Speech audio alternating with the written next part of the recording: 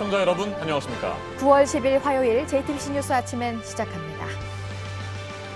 미국 남부 조지아주 앞바다에서 옆으로 기울어진 현대 글로비스 소속 자동차 운반선 골든 레이오에 갇혀있던 한국인 선원 4명 가운데 3명이 오늘 새벽 무사히 구조됐습니다. 나머지 1명은 이들 3명이 갇혀있던 곳에서 조금 떨어진 기관실에 따로 갇힌 것으로 파악됐는데 생존은 확인됐고 현재 구조 작업이 계속해서 진행되고 있습니다. 잠시 후 사고 현장을 연결해서 자세한 소식 전해드립니다.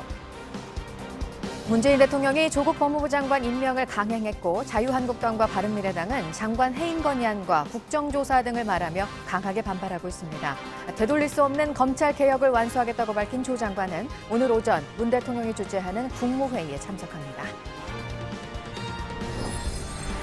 최선희 북한 외무성 제1부상이 어젯밤 미국을 향해 이달 하순에 대화를 재개할 뜻이 있다고 밝혔습니다. 그러면서 북미 양측의 이해관계에 부응하고 접수 가능한 대안을 가지고 나오라고 요구했습니다. 한미연합 군사훈련을 문제 삼으면서 북미 비핵화 협상에 나서지 않았던 북한이 미국의 유화적인 메시지에 화답한 것으로 보입니다. 트럼프 대통령도 만남은 언제나 좋은 것이라며 긍정적인 반응을 보여 이달 중 북미 실무협상 재개 가능성이 높아지고 있습니다.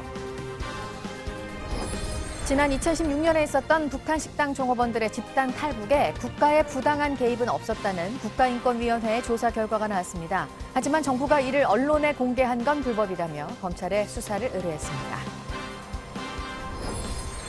자유한국당 장제원 의원의 아들 장용준 씨에 대한 수사가 확대되고 있습니다. 장 씨는 지난 7일 새벽 만취 상태에서 승용차를 운전하다가 앞서가던 오토바이를 들이받았는데 운전자 바꿔치기를 시도한 것으로 전해졌습니다. 경찰은 장 씨 대신에 운전했다고 주장한 30대 남성도 입건해 조사하고 있습니다. 어젯밤 대구의 한 고가도로에서 벤츠 승용차가 10m 아래 철로로 추락해 불이 나면서 운전자가 숨졌습니다. 동승자는 없었고 사고가 난 시간이 열차가 운행되지 않을 때라서 다른 피해는 없었습니다. 네, 미국 남부 조지아주 브런즈윅 항을 출발한 직후 부근 해역에서 옆으로 기울어졌죠. 현대 글로비스 소속 자동차 운반선 골든 레이오에 갇혀있던 한국인 선원 4명이 모두 무사히 구조됐습니다. 조금 전 헤드라인에서 3명이 구조됐다고 말씀을 드렸는데 1명이 조금 전에 또 구조됐다는 소식이 들어왔습니다. 우리 시간으로 오늘 새벽입니다. 나머지 1명, 이들 3명이 갇혀있던 곳에서 조금 떨어진 기관실에 따로 갇혀 있었는데 조금 전에 구조됐다는 소식 들어왔습니다. 현재 구조 작업이 완료가 된 상태입니다. 네, 4명 모두 구조가 됐다는 반가운 소식이 방금 전에 전해졌습니다. 사고 원인에 대해서는 일본 배와 마주쳐서 급하게 회전을 하다가 벌어진 사고라는 얘기도 나왔었는데 아직 이 부분에 대한 정확한 설명은 나오지 않고 있는 상황입니다. 현장에 나가 있는 특파원을 연결해서 현재 상황 정확히 알아보도록 하겠습니다. 네, 임종주 특파원. 한국인 선원 4명이 모두 구조가 됐군요. 구조 소식 자세하게 전해주십시오. 네, 이 현장에서는 아직 4명 모두 구조됐다는 소식은 전해지지 않고 있는데요. 미국 해안경비대가 약 1시간 전쯤에 브리핑을 한 내용을 먼저 전해드리겠습니다. 해안경비대는 골든 레이오에 갇혀있던 한국인 선원 4명 중에 당시 3명을 구조를 했다 이렇게 발표를 했습니다. 우리 시각으로 새벽 3시에서 4시 반 사이였고요. 그중에 2명은 걸어서 나올 수 있는 상태였다 이렇게 밝혔습니다. 해안경비대는 그러면서 그 선원이 걸어서 배에서 내려오는 사진을 트윗에 공개를 하기도 했습니다. 구조된 선원들은 모두 병원으로 옮겨져서 진료를 받고 있습니다. 해안경비대가 트윗을 통해서 갇혀있던 선원들의 생존이 확인됐다고 밝힌 지 2시간 만에 들려온 구조 소식이었습니다. 해안구조대 발표 내용 잠깐 들어보시겠습니다. 3 of the 4 survivors aboard the Golden Ray have been extracted from the space. At least 2 were very ambulatory, able to get themselves out. 네, 사고가 발생한 지 30시간이 훌쩍 넘은 상황에서 들려온 구조 소식입니다. 반가운 소식인데 당시 구조 상황을 좀 더 구체적으로 설명해 주시겠습니까? 네, 지금 제 뒤로 보이는 것이 지금 선박의 모습인데요. 해안경비대는 구조 작업을 이렇게 설명을 했습니다. 우선 헬기 등을 통해서 구조대를 골든 레이오에 접근을 시켰다고 밝혔습니다. 선체에 올라간 그 선원들은 선체를 두드리는 방식으로 안에 반응을 받고 안에서 돌아오는 소리를 토대로 선원들의 위치를 파악을 했습니다. 그런 다음에 구멍을 뚫어서 그 구멍을 통해서 물과 음식 또 공기를 공급을 했다고 밝혔습니다. 그 이후에 또 조금 더 큰 구멍, 가로 60cm, 세로 90cm가량의 구멍을 뚫어서 그 구멍을 통해서 갇혀있던 선원들을 구조해냈다 이렇게 설명을 했습니다. 네, 현장의 오디오 상태가 좀 좋지가 않은데 시청자 여러분들의 양해를 구합니다. 계속해서 좀 상황을 살펴보도록 하겠습니다. 먼저 한국인 선원 3명이 구조가 됐고 나머지 1명도 조금 전에 구조가 됐다는 소식이 이곳 한국에서는 확인이 됐습니다. 파악이 됐는데 현장에서는 아직까지 추가 구조 소식에 대한 공식 발표가 없는 상황입니까? 네, 아직 그 부분은 공식 발표가 없습니다. 다만 1명이 마저 구조됐다는 상당히 다행스러운 소식인데요. 왜냐하면은 해안 경비대가 당초 브리핑을 할 때 선원 3명과 나머지 1명이 따로 떨어진 곳에 있었다고 밝혔습니다. 그 선원 3명은 한 곳에 있어서 한꺼번에 구조가 됐는데 나머지 1명은 떨어져 있어서 유리대에 갇혀 있었다 이렇게 표현을 했는데요. 그렇기 때문에 물과 음식을 공급받지 못한 것으로 보여서 또 다소 우려가 된다 이런 입장을 밝히기도 했었습니다. 다만 환풍 시스템이 돌아가고 있고 또 그곳이 물에 잠긴 상태가 아니다 이렇게 밝히기도 했었는데 아마 지금 말씀하시는 걸 봐서는 그 이후에 그 추가로 구조 소식이 새로 들어온 것 같습니다. 자, 현재 임종주 특파원이 조지아주 앞바다 사고 해역에 나가 있는데요. 현재 오디오 상태가 많이 좋지 않은 것 같습니다. 이 점 시청자 여러분에게 사과의 말씀을 드립니다. 한 가지만 더 임종주 특파원 알아보죠. 사고 원인에 대한 조사 어느 정도 진행이 됐습니까? 네, 해안경비대 측은 조사가 진행되고 있고 오래 걸릴 수 있다는 입장을 밝히고 있습니다. 골든 레이오가 입항하려던 일본 배와 가까워지면서 이를 피하려다가 사고가 난 게 아니냐 이런 추측이 있었는데요. 사고 조사가 진행 중이라면서 신중한 입장을 보였습니다. 사고 대책반 관계자는 그 해안경비대가 선사 또 구출된 선원들 상대로 조사를 시작한 것을 파악을 했다면서 그 조사를 기다려보겠다는 입장이다 이런 입장을 밝혔습니다. 조지아주 현대 글로비스 차량 운반선 사고 현장에서 JTBC 임종주입니다.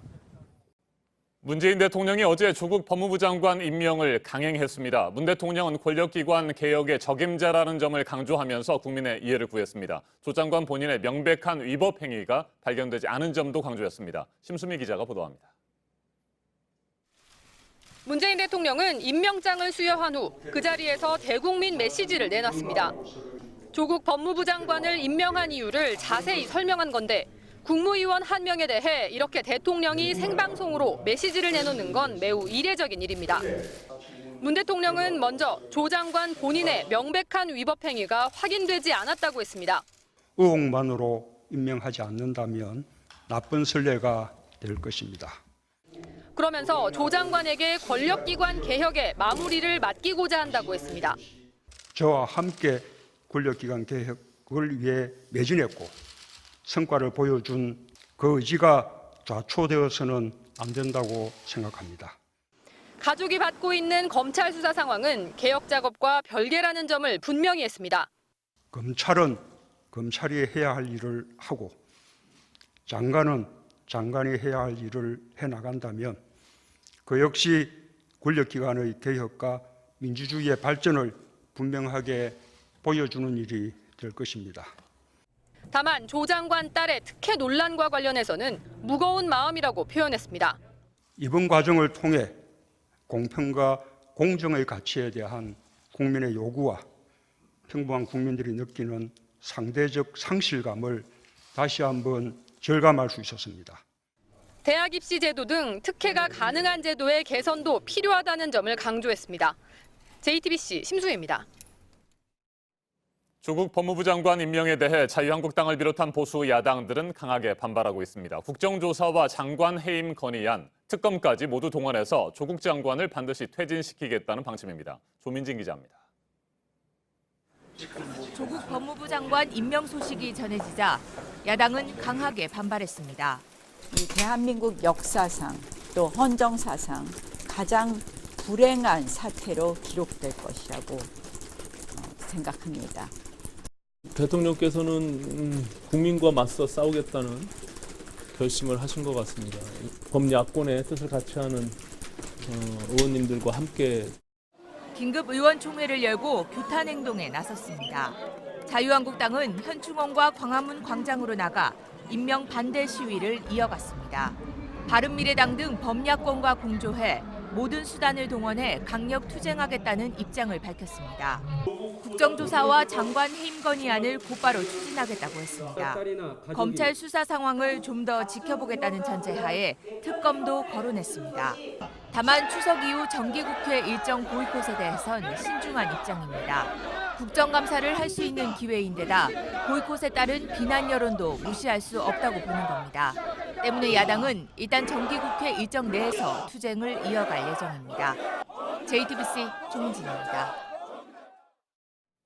조국 법무부 장관은 취임사를 통해 되돌릴 수 없는 검찰 개혁을 하겠다고 의지를 드러냈습니다. 조 장관의 부인 정경심 교수 등을 수사하고 있는 검찰 지휘부는 취임식에 불참했는데 참석자는 법무부가 정한 것으로 알려졌습니다. 신아람 기자입니다.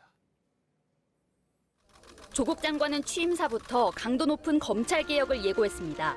우선 통제받지 않은 권력의 위험성을 강조했습니다. 특정 권력이 너무 많은 권한을 갖고 그 권한에 대한 통제 장치가 없다면 시민의 자유와 권리는 위험할 수밖에 없다는 것을 검찰을 말한 겁니다.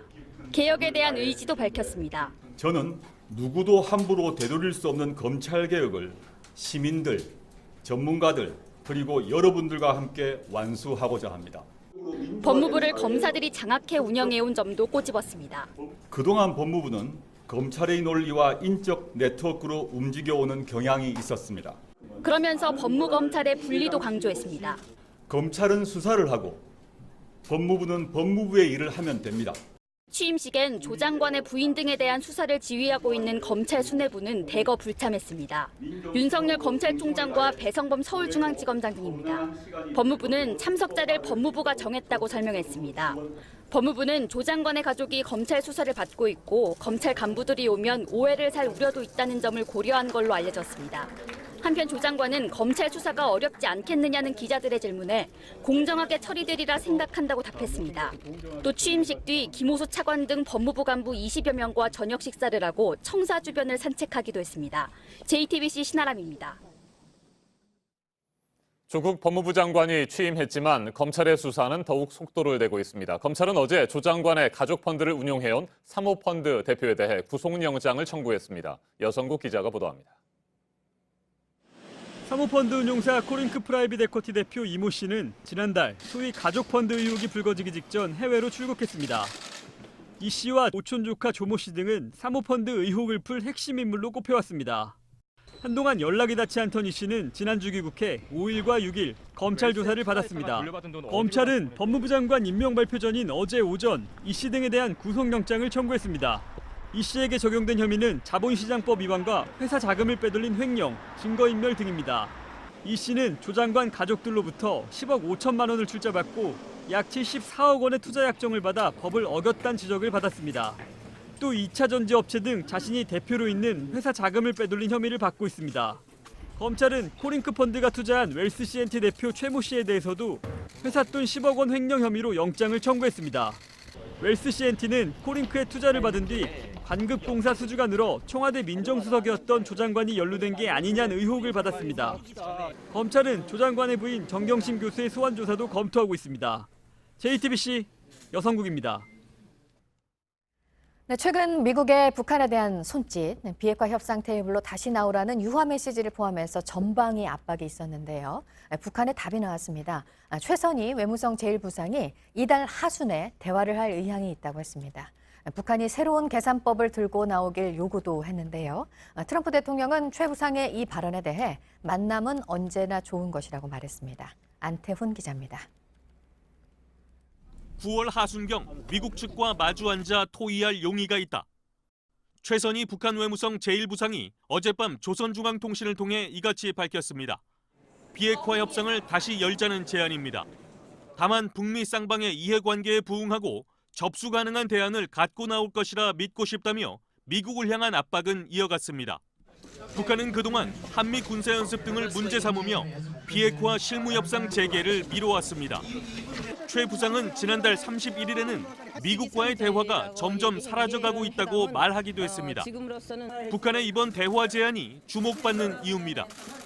트럼프 대통령도 만남은 언제나 좋은 것이라며 긍정적인 반응을 보여 이달 중 북미 실무협상 재개 가능성이 높아지고 있습니다. 북한의 태도 변화는 최근 미국의 유화적인 메시지에 따른 것으로 보입니다. 마이크 폼페이오 미 국무장관은 지난 6일 모든 나라는 스스로 방어할 주권을 갖고 있다며 북한이 핵을 포기할 경우 안전 보장을 제공할 것이라는 뜻을 내비쳤습니다.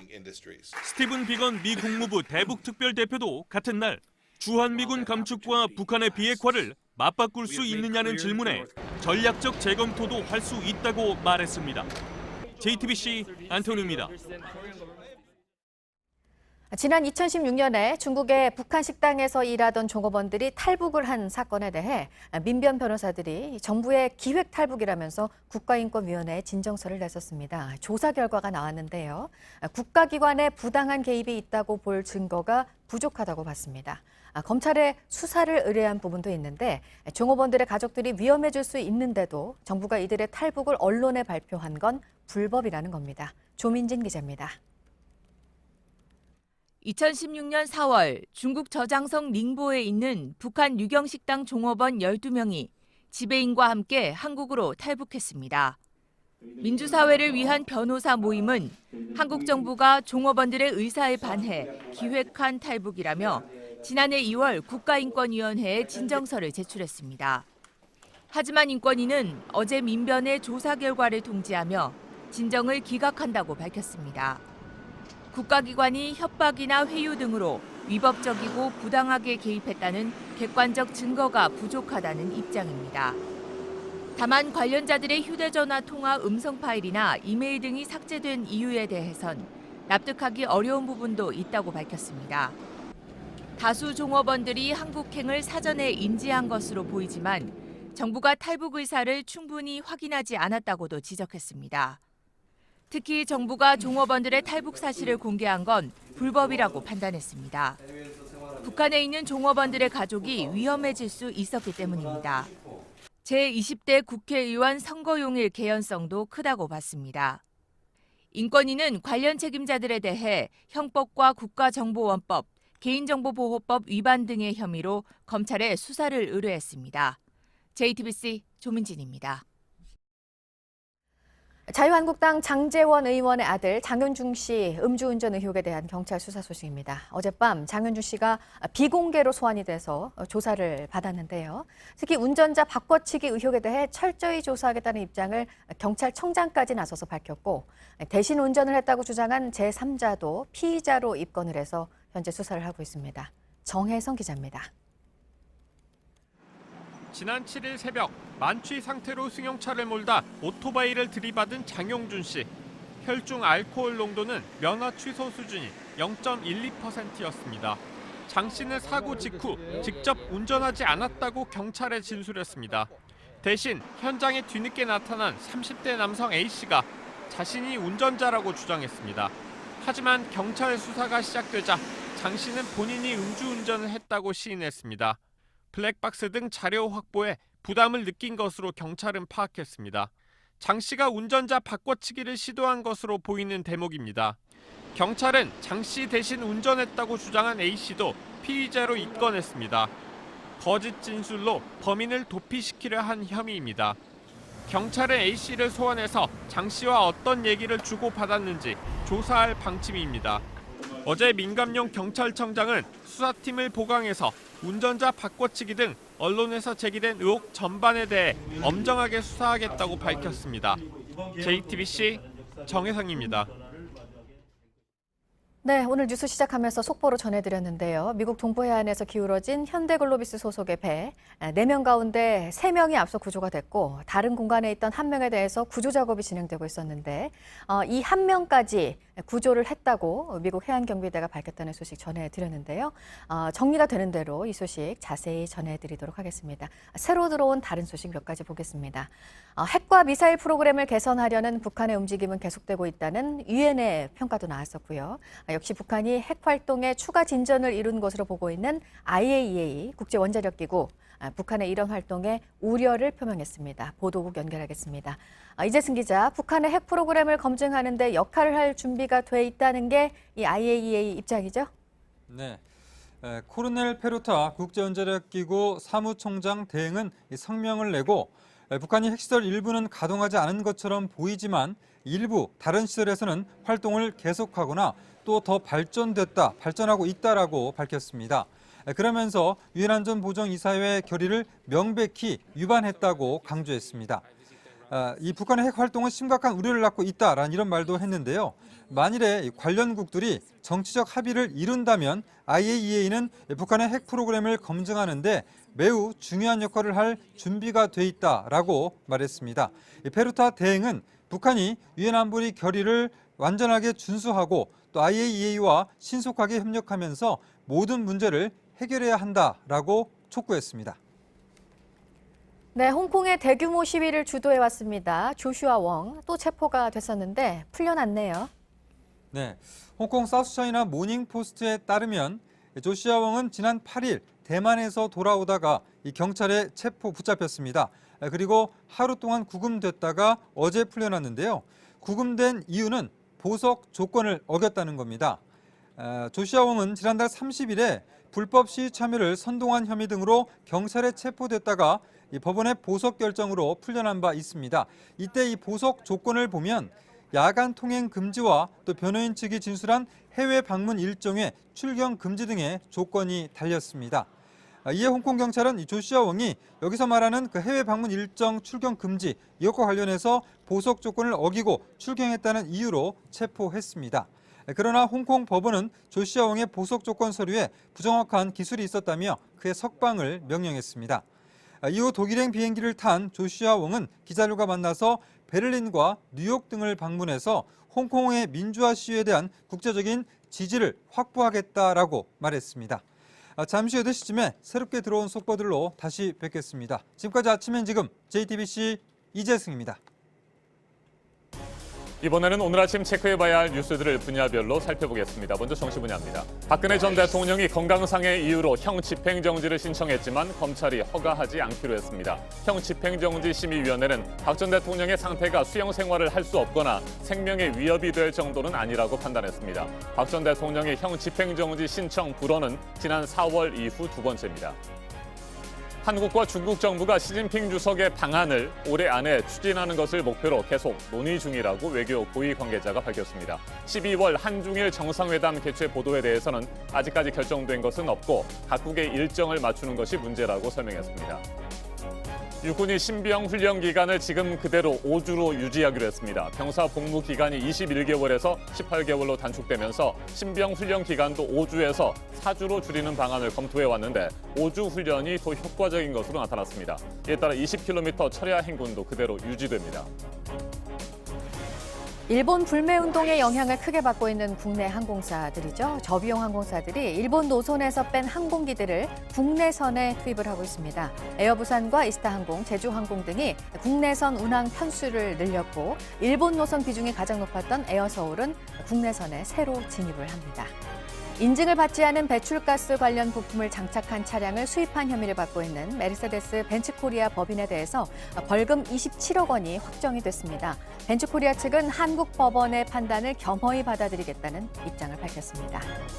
대규모 노조가 지난해 다시 출범한 포스코에서 올해 임금단체 협상이 타결이 됐습니다. 지난달 말 나온 잠정 합의안에 대해서 노조가 투표를 했는데 86%가 찬성을 했습니다. 계속해서 사회분야 뉴스입니다. 극우 농객 지만원 씨가 대법원에서 징역 6개월에 집행유예 1년을 확정받았습니다. 지 씨는 정의기억연대의 전신인 정신대문제대책협의회가 위안부 할머니들을 이용해 북한을 추종하는 이적 행위를 했다는 등의 허위 기사를 작성해 명예를 훼손한 혐의로 재판을 받아왔습니다. 컬러 복사기를 이용해 위조 지폐를 만들어 사용한 20대 3명이 경찰에 붙잡혔습니다. 이들은 편의점 등을 돌면서 10,000원짜리 위조 지폐를 내고 거스름돈을 받는 수법으로 위조 지폐 70여 장을 사용한 혐의를 받고 있습니다. 한국도로공사 톨게이트 요금 수납원들이 경북 김천 본사를 점거하고 농성에 들어갔습니다. 최근 대법원이 톨게이트 요금 수납원 745명을 직접 고용하라는 판결을 내렸는데 도로공사가 1, 2심 소송이 진행 중인 1,000여 명에 대해서는 직접 고용할 수 없다는 입장을 어제 발표하자 여기에 반발하면서 점거 농성을 시작했습니다. 선사시대 생활상을 보여주는 바위 그림, 반구대 암각화의 세계유산 등재를 위해서 추진위원회가 만들어졌습니다. 문화재청이 울산시 울주군과 업무 협약을 맺고 보존 대책과 물 문제를 해결하기 위한 대책 등을 만드는 데 협력하기로 했습니다. 민주화 운동에 헌신하며 길 위의 목사로 불린 박형규 목사 3주기를 맞아서 생애를 돌아보는 자리가 마련됐습니다. 학술 심포지엄이 어제 있었는데요. 1970년대 전후 한국 민주화 운동과 기독교 사회 운동에서 박형규 목사가 항상 중심에 있었다면서 고인을 기억했습니다. 네, 어제 취임한 한상혁 신임 방송통신위원장 역시 가짜 뉴스에 대한 대책을 말했습니다. 표현의 자유를 최대한 보장하면서도 국민이 공감할 대책을 만들겠다는 건데요. 미디어의 본질적인 기능과 역할이 변하지 않도록 공공성을 강화해야 한다는 의지도 밝혔습니다. 조국 법무장관 임명을 규탄하며 장관 해임 건의안, 국정조사, 특검 등을 언급한 자유한국당. 어제 곳곳에서 시위도 벌였는데요. 오늘도 서울에서 시위를 이어갑니다. 추석 연휴가 끝날 때까지 수도권을 중심으로 장외 투쟁을 계속한다는 계획입니다. 소상공인의 자생력을 키우기 위한 방안들을 방정이 오늘 논의를 합니다. 온라인 쇼핑이 늘고 있는 것을 포함해서 소비, 유통 환경이 변하는 것에 대응하는 능력을 키우고 상권의 활력을 높이는 대책들이 얘기가 될 것으로 보입니다. 벤투 감독이 이끄는 우리 축구대표팀이 오늘 밤 투르크메니스탄과 2022년 카타르 월드컵 2차 예선 첫 경기를 치릅니다. 2010년 남아공 월드컵 예선에서 만났을 때는 2연승을 거둔 바 있습니다. 주목할 만한 분야별 뉴스들 체크해드렸습니다. 이어서 기상정보입니다. 중부지방에 위치한 정체전선의 영향으로 아침 출근길 비가 쏟아지고 있습니다. 현재 서울 등 중북부 지역에 빗줄기가 무척 강하고요. 충청 일부 지역에도 내리는 곳이 있습니다. 경기 북부와 인천 지역에는 호우특보 발효 중입니다. 비는 오늘 중부지방에 집중되다가 내일은 정체전선이 남하하면서 오후에는 남부지방에도 강수가 예상됩니다. 동해안은 동풍의 영향으로 비가 오겠습니다. 비의 양은 내일까지 중북부 지역 많은 곳은 200mm 이상, 그 밖의 지역도 최대 40에서 80, 강원 영동에는 100mm 이상으로 지역에 따라 상당한 양이 쏟아지겠습니다. 오늘 낮 기온은 서울이 28도, 광주 30도, 대구가 33도로 어제보다 오르는 곳이 많겠습니다. 대구를 포함한 영남 곳곳에 폭염주의보도 발효 중이고요. 북한은 최고 29도로 대체로 우리나라보다 낮은 편입니다. 목요일부터 시작되는 추석 연휴에도 곳곳 비구름이 지날 가능성이 높습니다. 비가 오지 않는 지역은 맑고 가끔 구름 많겠습니다. 기상정보였습니다.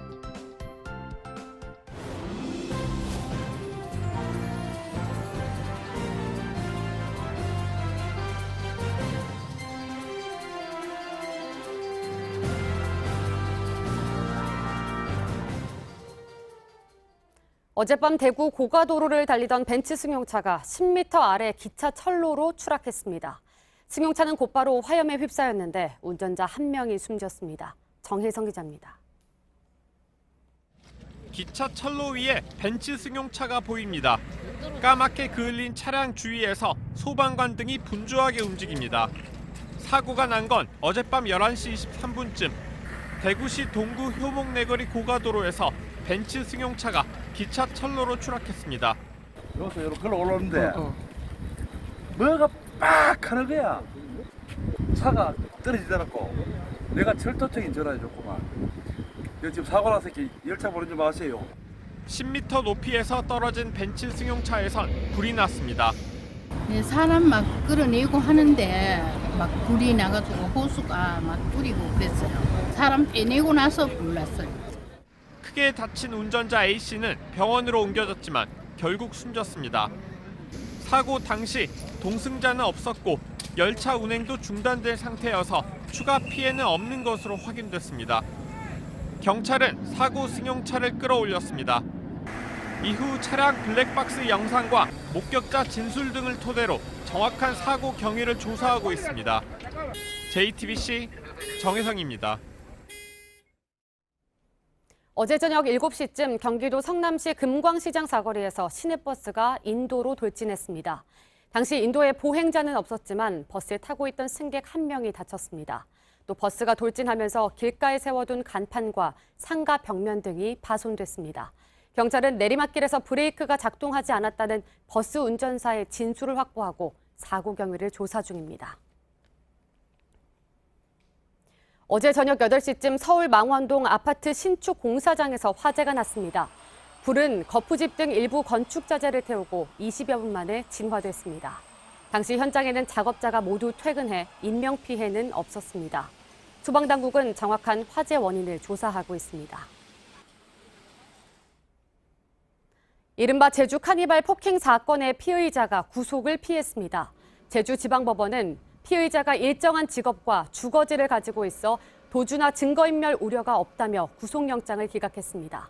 이 남성은 지난 7월 4일 제주시 조천읍 우회도로에서 끼어들기 운행에 항의한 운전자를 폭행하고 이 모습을 촬영하던 피해자 아내의 휴대전화를 빼앗아 던진 혐의를 받고 있습니다. 피해자의 차량 뒷좌석에는 5살과 8살 된 자녀도 함께 타고 있었습니다. 당시 폭행 모습이 담긴 블랙박스 영상이 인터넷에 퍼지면서 공분을 일으켰습니다. 정치 사회적으로 논란이 뜨거운 이슈에 대해 다양한 목소리를 들어보는 맞짱 토론 시간입니다. 문재인 대통령이 어제 조국 법무부 장관을 임명했습니다. 문 대통령은 대국민 메시지를 통해 검찰 등 권력기관의 개혁 완수를 임명 이유로 밝혔습니다. 자유한국당과 바른미래당은 강하게 반발하면서 장관 해임 건의안 등을 제출하겠다는 입장입니다. 먼저 출연자들을 소개해드립니다. 제 오른쪽입니다. 최창렬 용인대 교양학부 교수 나오셨습니다. 안녕하세요. 안녕하십니까? 네. 그리고 제 왼쪽입니다. 신율 명지대 정치외교학과 교수입니다. 예, 안녕하세요. 네, 어서 오십시오. 조국 법무부 장관 임명을 둘러싼 후폭풍이 거셉니다. 임명을 반대해온 보수 야당들은 조국 장관과 관련된 의혹에 대해서 국정조사와 특별검사제 도입도 검토하고 있습니다. 정권 퇴진운동 수준의 강경 대응에 나설 태세입니다. 이 같은 상황에서 여당은 고강도 검찰개혁을 예고하면서 당력을 집중하고 있습니다. 사법개혁 추진에도 속도를 낼 것으로 보입니다. 본격적인 토론 시작하겠습니다. 문재인 대통령이 마지막까지 고심에 고심을 거듭하는 모습을 보였습니다. 당초 일요일에 발표할 것으로 예상이 됐었는데 어제 오전에 결정을 하고 발표를 했습니다. 조국 장관의 임명 어떻게 생각하시는지 두 분의 의견을 먼저 듣도록 하겠습니다. 먼저 최 교수님. 그 워낙 이제 고민이 좀 길었잖아요. 네. 생각보다 토요일, 일요일 주말에 뭔가 이제 판단이 내려질 거다라고 생각했는데 그렇지 않았어요. 어제 발표를 했는데 그만큼 임명을 해도 또 임명을 안 해도 조국 후보자를 양쪽에 다 부담이 있었다라는 생각을 깊게 했던 것 같아요. 그런데 만약에 임명을 하지 않으면 정권 내부에서의 그 핵심 지지층의 이탈이라든지 그리고 권력 내부에서 상당한 그 좀 소용돌이가 있을 거다라는 판단을 했던 것 같고 또 임명을 또 하게 되더라도 그렇고 또 안 하면 안 하는 대로 또 그렇고 여러 가지 고민 중에서 결국은 문재인 대통령으로서는 불가피한 선택을 했던 것 같아요. 일단 만약에 임명을 하지 않게 되면은 국정 동력을 완전히 상실한다라는 판단, 정무적 판단이 더 앞섰던 것 같고 양쪽이 다 그 비교를 해보지 않았겠습니까? 네.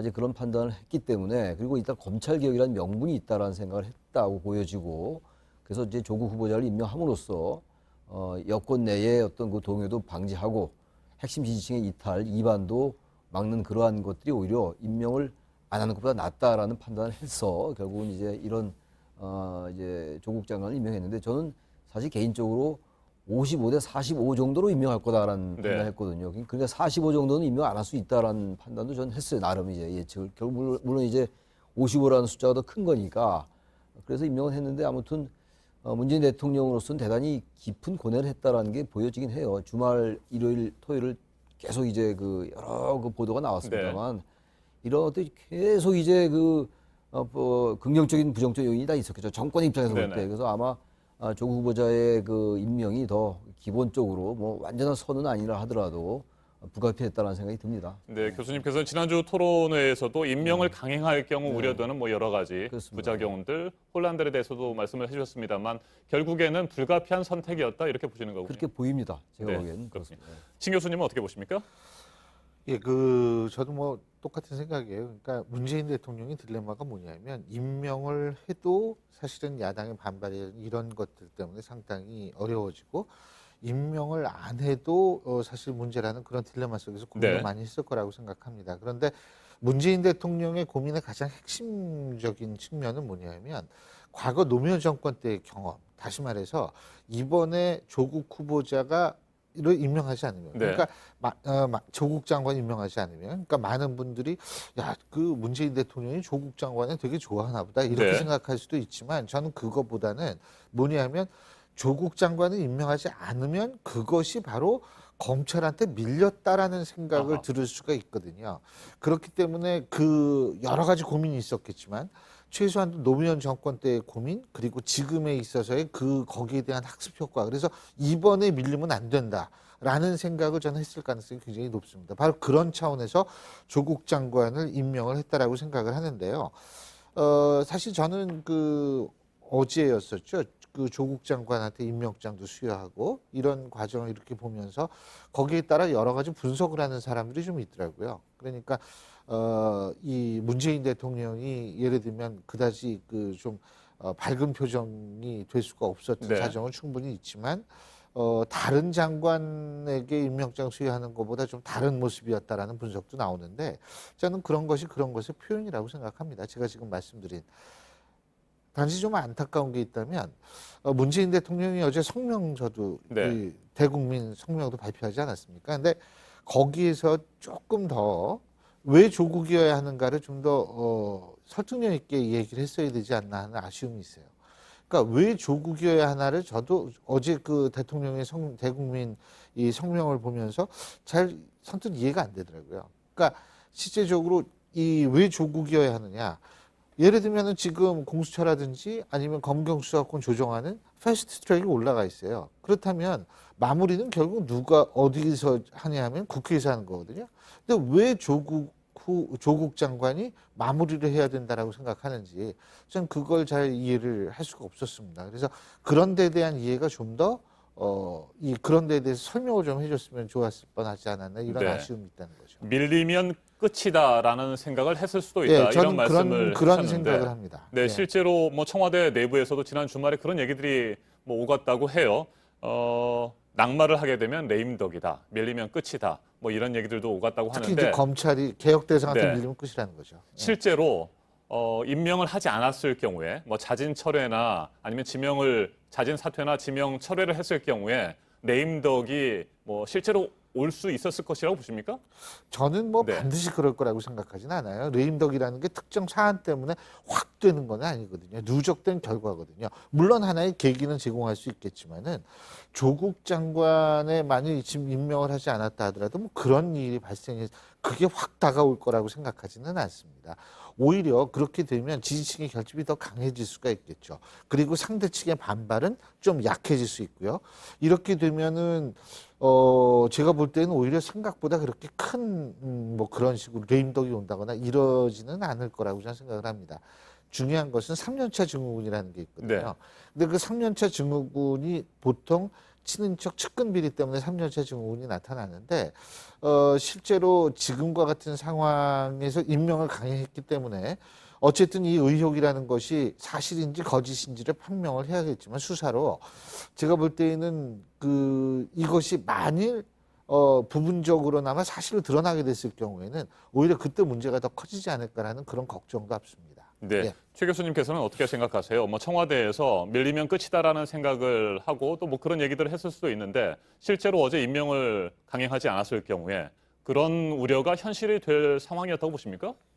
조국 후보자 시절을 네. 얘기하는 건데 그래야 그저께 어제 얘기인데 시기가 놓쳤던 것 같아요. 시기를 이른바 회군하기에는 네. 너무 늦었어요. 시기가 문재인 대통령이 임명하지 않기에는 너무 시기가 늦었다는 얘기고 다시 말하면 조국 후보자를 임명해야 된다는 게 어쨌든 권력 내부에서는 굉장히 기류가 강했던 것만은 분명히 보이더라고요. 그래서 조국 후보자를 만약에 임명을 안 하게 되면 이건 자진 사퇴 시기는 이미 지났던 거였으니까 그건 임명 철회가 될 수밖에 없는 건데 그럼 어쨌든 전체적인 어떤 유권자들 말고 핵심 지지층들에게는 다른 메시지로 느낄 수 있었을 것 같아요. 아마 그런 것들 강력하게 의식했다고 보고요.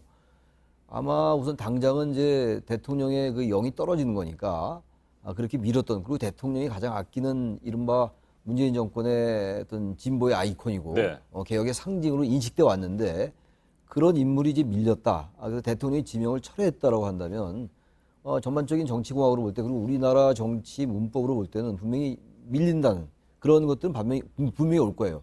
일정 부분 레임덕도 가능하기도 하고. 근데 이제 반대로 가정은 이제 의미가 별로 없습니다만 네.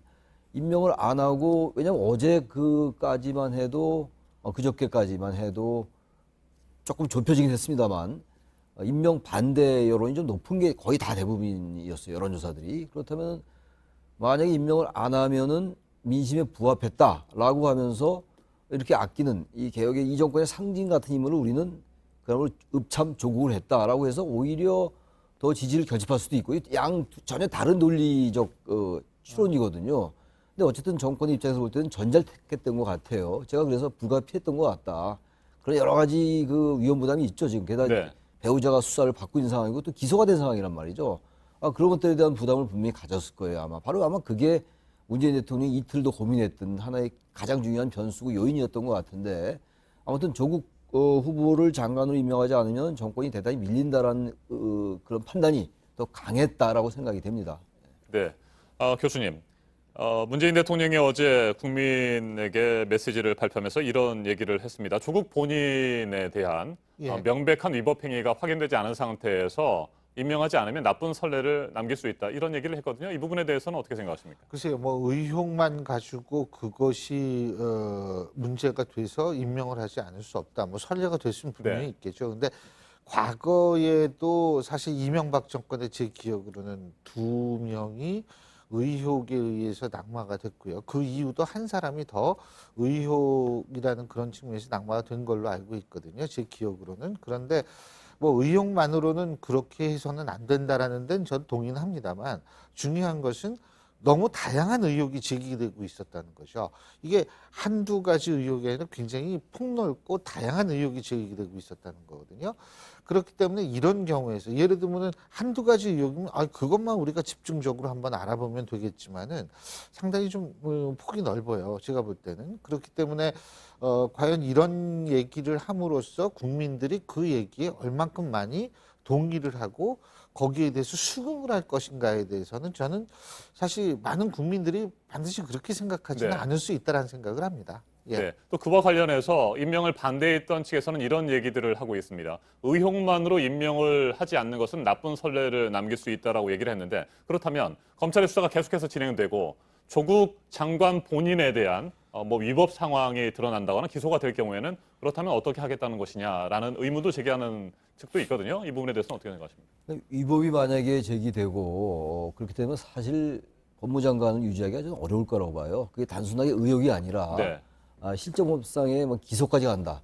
그런 이미 이제 장관이 됐기 때문에 그럴 가능성은 대단히 낮다고 저는 보긴 보는데 이제 그걸 가정한다면 그렇게 해서는 뭐 차원이 달라지는 거죠. 이게 논의의 어떤 차원이 달라지는 것이기 때문에 의혹에서 또 한 단계 나아가는 거란 말이에요. 이제 그건 뭐 그때 가서 얘기해야 될 것 같은데 의혹으로만 장관을 낙마시키면 안 된다. 그건 맞는 말이에요. 근데 우리 신 교수님 말씀처럼 의혹 때문에 낙마한 사람들이 많거든요. 좀 그래서 여기서 좀 정리돼야 될 것 같아요. 네. 청문회라는 것에 대한 여러 가지 그 장단점이 나오고 있는데 청문회 제도에 대해서 근데 의혹으로 낙마한 분들이 많았단 말이죠. 그렇다면 앞으로 본인의 위법사항이 아니면 가족, 자녀가 됐건 그 부인이 됐건 말이죠. 또는 뭐 남편이 됐건 이런 것들에 대해서는 일단 더 이상 문제 제기하지 않는다라는 걸 분명히 할 필요가 좀 있을 것 같아요. 제가 항상 강조하는 게 청문회에서 기준이 너무 왔다 갔다 하는 이런 것들은 바람직하지 않아요. 정권이 바뀌면 또 바뀔 것이고 그래서 차제 뭐 계속 그런 얘기는 있었는데 이제 본인에게 직접 제기된 위법, 불법이 아니면 그 가족이나 주변의 문제 가지고는 낙마하지 않는다라는 걸 세우는 게 맞는 것 같아요. 그래야 형평성이 있는 거거든요.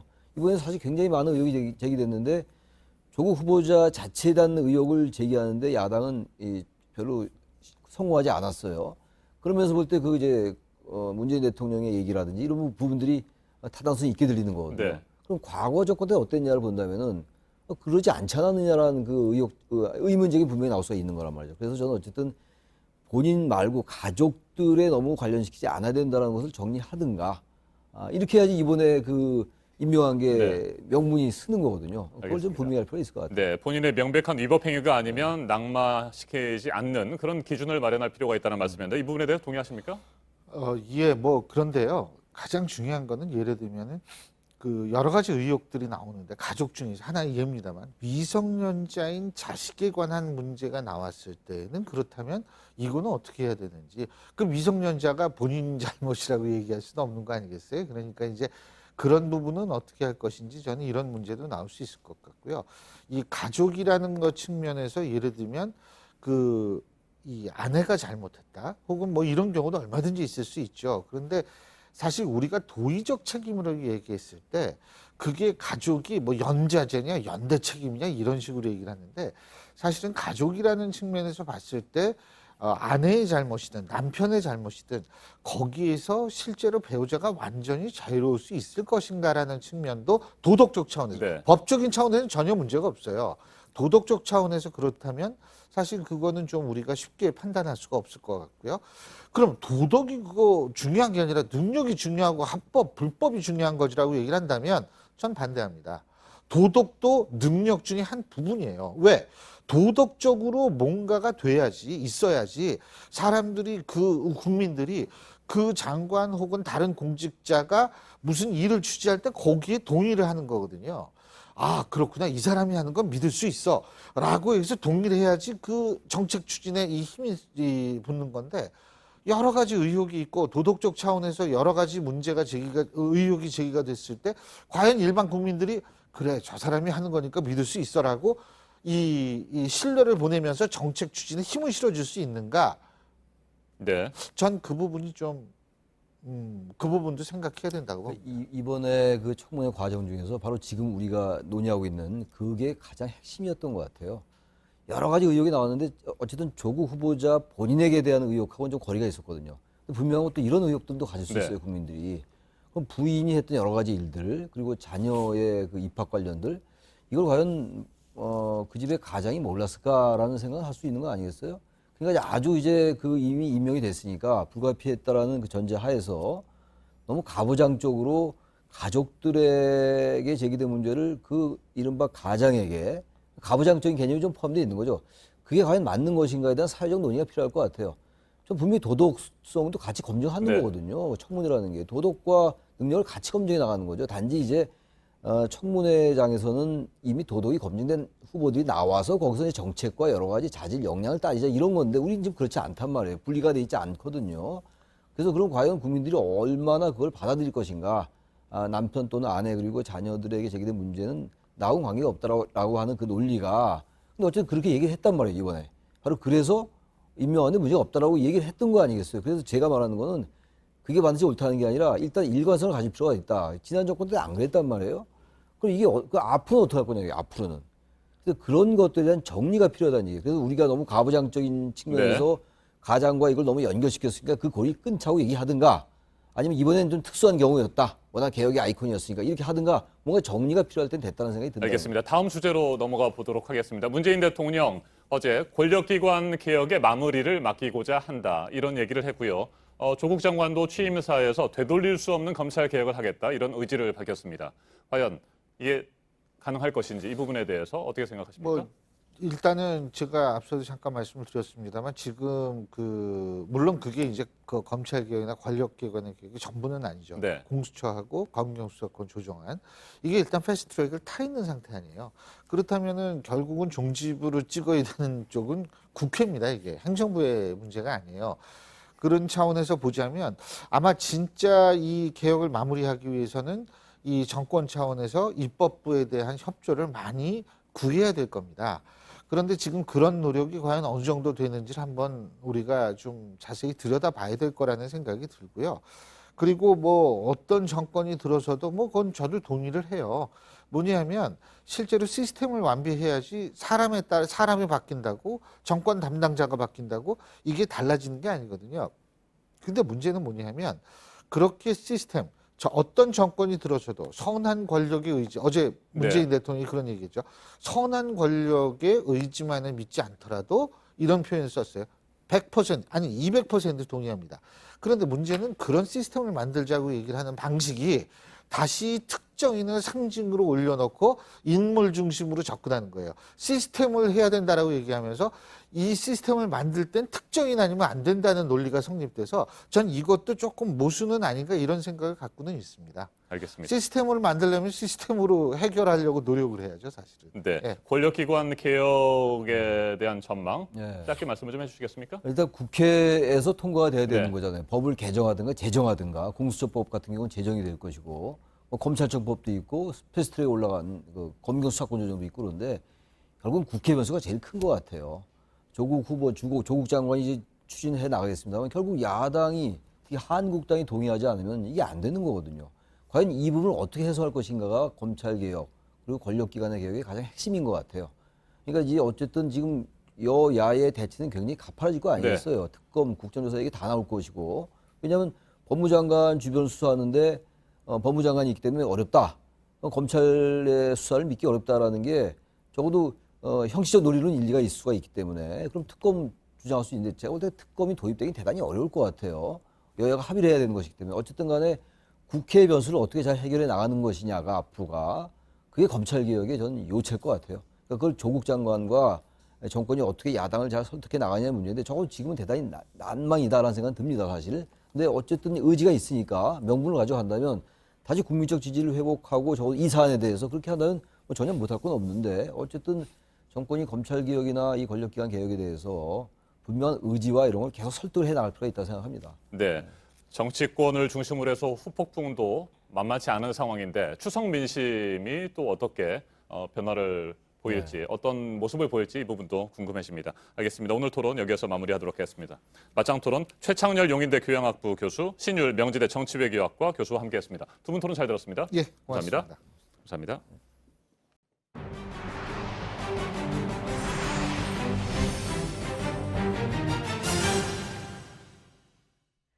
네, 어제 안희정 전 충남지사 수행비서 성폭행 혐의에 대한 대법원 선고, 1심과 2심의 판단이 달랐던 터라 최종 판결은 어떻게 나올지 관심이 집중이 됐었죠. 징역 3년 6개월을 선고한 2심 판결이 확정이 됐습니다. 안 전 지사는 2022년 8월까지 복역을 하게 되는데요. 그간 재판에서 쟁점이 됐던 부분입니다. 도지사라는 지위가 성폭력에 사용이 됐다고 대법원은 인정을 했고 피해자의 진술도 믿을 수 있다고 봤습니다. 먼저 공다솜 기자입니다. 대법원은 안희정 전 지사의 성범죄 혐의 9건에 대한 서울고등법원의 유죄 판단을 확정했습니다. 도지사 시절인 2017년 7월부터 2018년 2월까지 수행비서였던 피해자 김지은 씨에게 성폭력을 행사한 혐의입니다. 대법원은 도지사의 지위가 갖는 무형의 힘이 성폭력에 사용됐다고 봤습니다. 업무적으로 절대적 지휘관계에 있던 만큼 안 전 지사의 지위가 수행비서였던 김 씨에겐 위력이 될 수 있었다는 겁니다. 1심과 2심이 다르게 판단한 피해자 김 씨의 진술도 믿을 수 있다고 인정했습니다. 일관되고 구체적이며 내용에 모순이 없다고 판단했습니다. 특히 1심 재판에서 논란이 된 피해자다움에 대해선 김 씨의 태도가 피해자답지 않다고 볼 수 없다고 밝혔습니다. 설령 피해자답지 않아 보이더라도 진술의 신빙성을 배척하기는 어렵다고 설명했습니다. 그러면서 징역 3년 6개월의 실형을 확정했습니다. JTBC 공다솜입니다. 네, 들으신 대로 대법원은 위력을 이용한 성폭력이 범죄라고 인정을 했고요. 뿐만 아니라 앞으로 이런 사건에서 피해자 중심주의로 갈 것이라는 어제 판결의 의미도 있습니다. 성폭력 사건의 경우에 피해자를 이해하고 그 관점에서 판단을 해야 한다고 대법원은 지적했습니다. 이어서 송우영 기자입니다. 지난해 4월 대법원은 판결을 통해 새로운 법리를 제시합니다. 법원이 성범죄를 판단할 때 맥락을 자세히 살펴보고 피해자가 처한 상황을 충분히 고려해야 한다는 겁니다. 그동안 법원은 물증이 적은 성폭력 범죄에서 피해자의 진술을 믿을 수 있는지 엄격히 따져왔습니다. 안희정 전 지사에 대한 1심 재판부도 피해자 김지은 씨의 진술을 믿기 힘들다고 판단했습니다. 하지만 이런 판단 과정은 성폭력 피해자의 상황을 고려하지 않고 일반적인 사건처럼 다룬 거라는 비판도 받았습니다. 대법원은 다시 성범죄 피해자의 특별한 사정을 충분히 고려하지 않고 피해자의 진술을 믿을 수 없다고 판단하면 안 된다고 지적했습니다. 그러면서 이런 성인지 감수성을 잃지 않도록 유의해야 한다고 강조했습니다. 정의와 형평의 이념이 맞도록 재판하기 위해서 법원은 어떠한 눈으로 사건을 바라보고 판단하여야 옳은지 이 사건의 재판 과정과 판결이 그대로 보여주었다고. 법조계는 대법원의 판결이 성범죄 사건에서 피해자 중심주의가 정착되는 중요한 변곡점이 될 걸로 보고 있습니다. JTBC 송우영입니다. 네, 여성단체들은 보통의 김지은들이 만들어낸 승리라고 환영을 했습니다. 피해자 김지은 씨는 거짓의 비난에서 이제 자신을 놓아달라면서 곳곳에서 숨죽이고 있는 성폭력 피해자들의 곁에 서겠다고 했습니다. 이 소식은 최윤경 기자가 전해드립니다. 김지은 씨는 이날 선고 직후 안희정 성폭력 사건 공동대책위원회를 통해 대법원 판결에 감사하다는 입장을 밝혔습니다. 마땅한 결과를 받아들이기까지 얼마나 오랜 시간을 아파하며 지냈는지 모릅니다. 재판부의 공명하고 정의로운 판단을 통해 진실이 제자리를 찾을 수 있게 되었습니다. 그간의 고통을 드러내기도 했습니다. 2차 가해로 거리에 나뒹구는 온갖 거짓들을 정리하고 평범한 노동자의 삶으로 정말 돌아가고 싶습니다. 거짓의 비난에서 저를 놓아주십시오. 김 씨는 그러면서도 앞으로 곳곳에서 숨죽여 살고 있는 성폭력 피해자들의 곁에 서겠다는 다짐을 전했습니다. 김 씨를 지원한 여성단체들은 판결을 환영한다며 업무상 위력에 의한 성폭력을 이제는 끝내자고 목소리를 높였습니다. 당연한 결과이지만 정말 기쁩니다. 오늘 안희정 유죄 확정 판결은 우리들 보통의 김지은들이 만들어낸 위대한 승리입니다. JTBC 최윤경입니다. 오늘의 핵심 뉴스들을 정리해드리는 아침엔 주요 뉴스입니다. 미국 남부 조지아주 앞바다에서 옆으로 기울어진 현대 글로비스 소속 자동차 운반선 골든 레이오에 갇혀있던 한국인 선원 4명이 모두 무사히 구조됐습니다. 미 해양경비대는 선체에 구멍을 뚫어 배 안에 갇힌 선원들과 연락을 취한 뒤 3명을 먼저 구조했고 다른 공간에 갇혀있던 나머지 선원 1명도 우리 시간으로 오전 7시쯤 무사히 구출했다고 밝혔습니다. 선원 4명의 건강 상태는 비교적 양호한 상황이라고 우리 외교부는 밝혔습니다. 문재인 대통령이 조국 법무부 장관 임명을 강행한 것에 대해 자유한국당을 중심으로 강한 반발이 나오고 있습니다. 장관 해임 건의안과 국정조사, 특검도 언급을 했는데 하지만 이번 국회 일정 내에서 투쟁을 이어가겠다는 게 야당의 입장입니다. 최선희 북한 외무성 제1부상이 어젯밤 미국을 향해 이달 하순에 대화를 재개할 뜻이 있다고 밝혔습니다. 그러면서 북미 양측의 이해관계에 부응하고 접수 가능한 대안을 가지고 나오라고 요구했습니다. 한미연합 군사훈련을 문제 삼으면서 북미 비핵화 협상에 나서지 않았던 북한이 미국의 유화적인 메시지에 화답한 것으로 보입니다. 트럼프 대통령도 만남은 언제나 좋은 것이라며 긍정적인 반응을 보여 이달 중 북미 실무협상 재개 가능성이 높아지고 있습니다. 지난 2016년 북한 식당 종업원들의 집단 탈북에 국가의 부당한 개입은 없었다는 인권위원회의 조사 결과가 나왔습니다. 다만 정부가 이 사실을 공개한 건 위법이라면서 검찰 수사를 의뢰했습니다. 자유한국당 장제원 의원의 아들 장용준 씨에 대한 수사가 확대되고 있습니다. 장 씨는 지난 7일 새벽 만취 상태에서 승용차를 운전하다가 앞서가던 오토바이를 들이받았는데 운전자 바꿔치기를 시도한 것으로 전해졌습니다. 경찰은 장 씨 대신에 운전했다고 주장한 30대 남성도 입건해서 조사하고 있습니다. 어젯밤 대구의 한 고가도로에서 벤츠 승용차가 10m 아래 철로에 추락하는 사고가 났습니다. 차량에 불이 났고 운전자가 결국 숨졌습니다. 한국도로공사 톨게이트 요금 수납원들이 경북 김천 본사를 점거하고 농성에 들어갔습니다. 최근 대법원이 톨게이트 요금 수납원 745명을 직접 고용하라는 판결을 내렸는데 도로공사가 1, 2심 소송이 진행 중인 1000여 명에 대해서는 직접 고용할 수 없다는 입장을 어제 발표하자 여기에 반발해 점거 농성을 시작했습니다.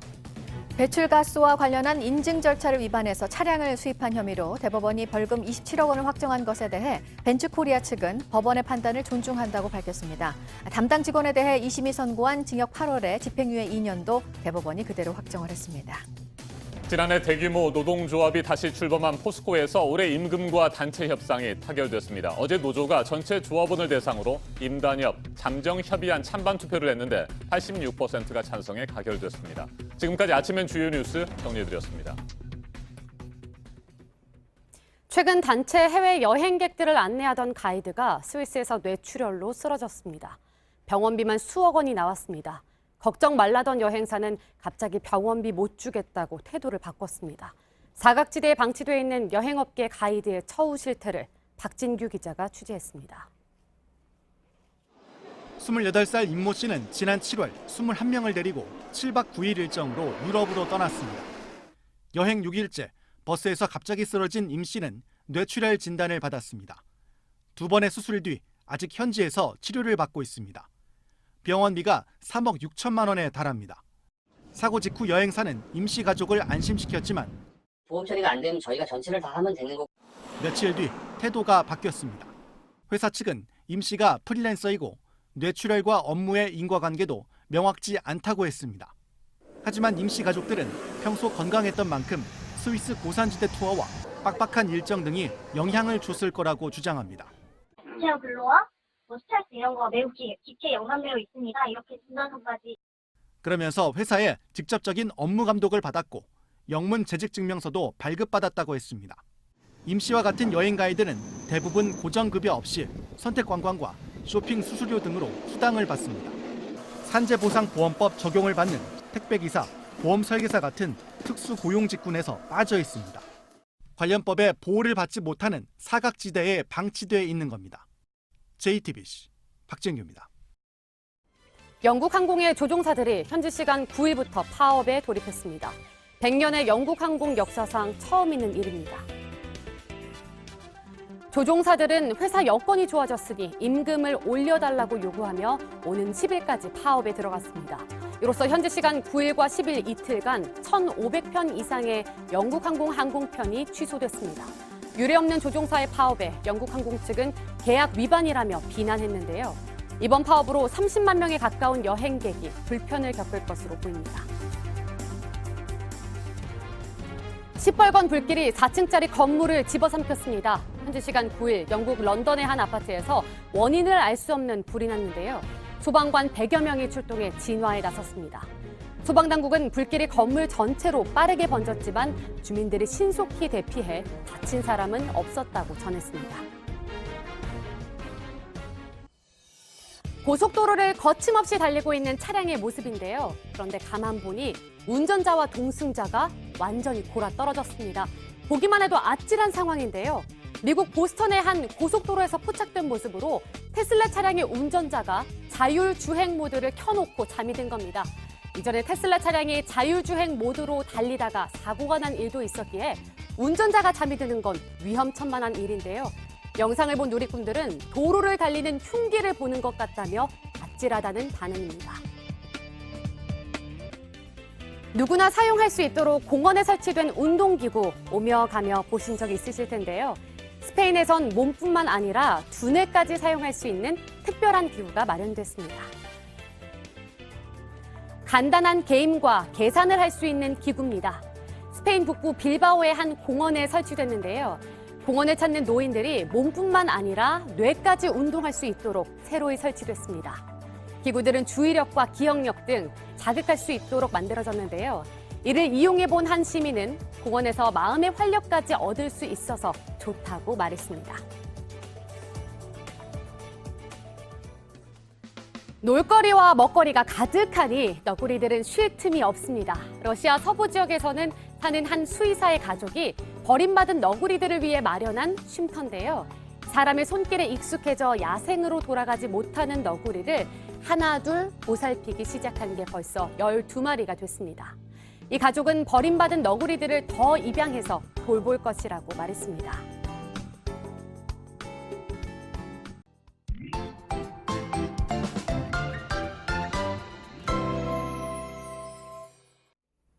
오늘 아침 중부 지역 곳곳에 비가 쏟아지고 있습니다. 가을 장마의 기세가 거셉니다. 자세한 비 소식과 추석 연휴 날씨까지 살펴보겠습니다. 김연아 캐스터, 일단 현재 비 상황부터 보죠.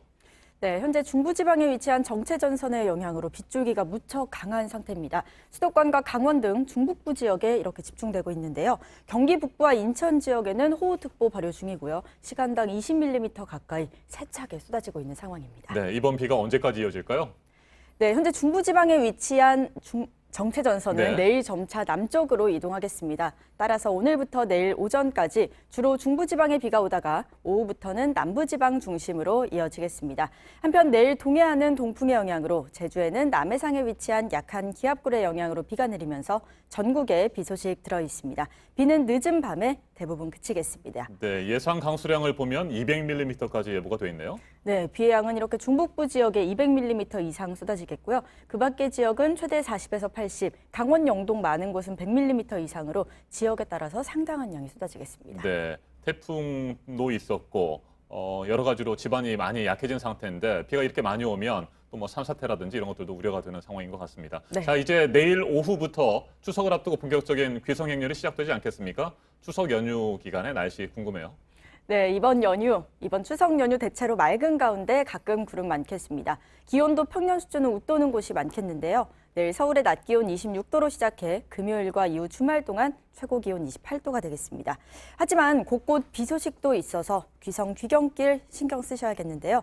모레 목요일 오전 충남과 전북 서해안에, 토요일 오후에는 중북부 지역에, 연휴 마지막 날에는 강원 영동 지역에도 비 소식 들어 있습니다. 기상정보 관심 있게 지켜보셔서 이동하실 때 참고하시기 바랍니다. 알겠습니다. 목요일하고 금요일은 좀 괜찮고 토요일에 비가 내리는군요. 네, 서울 지역에 집중될 것으로 보입니다. 네, 고향을 오가실 때 안전운전하시는 거 꼭 잊지 마시고 즐거운 추석 연휴들 맞이하시기를 바라겠습니다. 김민아 캐스터 잘 들었습니다.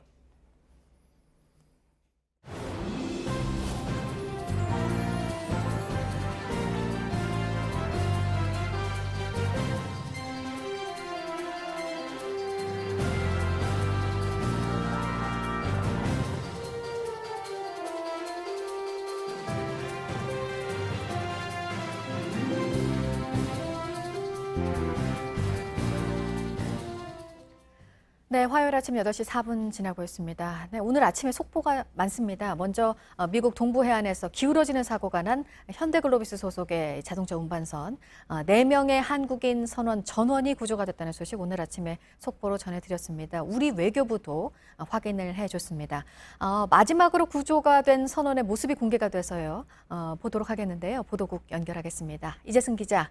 한 명까지 모두가 무사히 구조되기를 바랐었는데 다행입니다. 구조 모습을 좀 볼까요?